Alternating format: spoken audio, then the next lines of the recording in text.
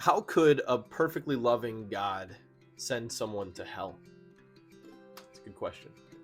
But let me preface that question by asking this one. If you had a close family member, someone who you loved very much, who was hurt in a significant way, and that person who hurt them got off with less than a slap on the wrist, how would you feel? You'd be upset, right?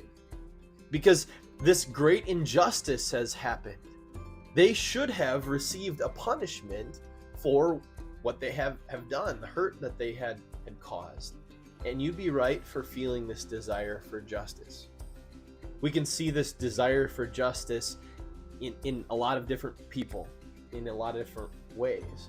And this desire for justice, it's a good thing. It's really a reflection of your Creator, who is perfectly just. God is perfectly just. But here's the issue. The issue is that we have a world full of sinners, a world that is so sinful.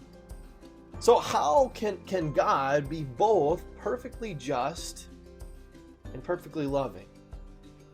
Because his justice says that sin has to be punished. He cannot let sin go unpunished.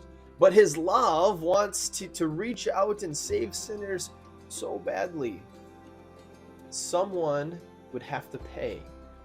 Someone would have to receive the punishment for the sin that was incurred against God. Otherwise, God would not be perfectly just anymore. You maybe see where this is leading.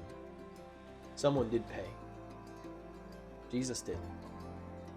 Jesus took the punishment that sin deserved. He suffered literal hell on the cross.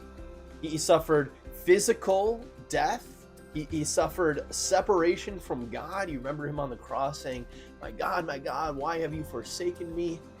He went through all of that to make a payment for the sins of the entire world.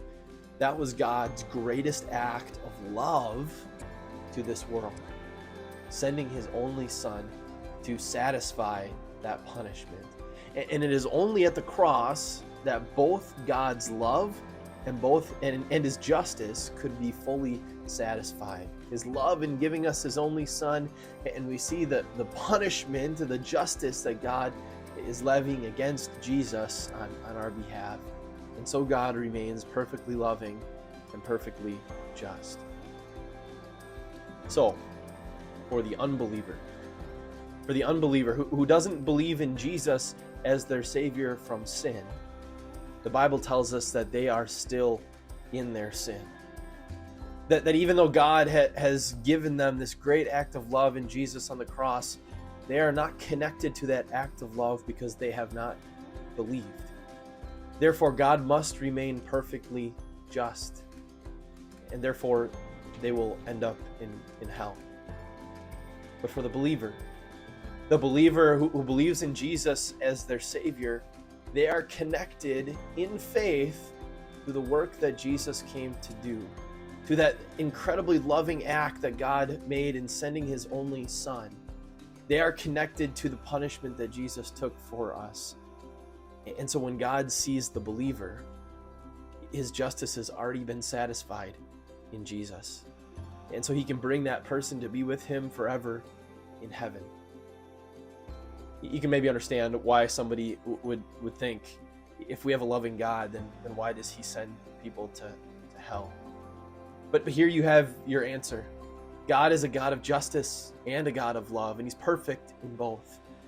And it is through Jesus that we get to go to heaven. It is Jesus who saved us from hell.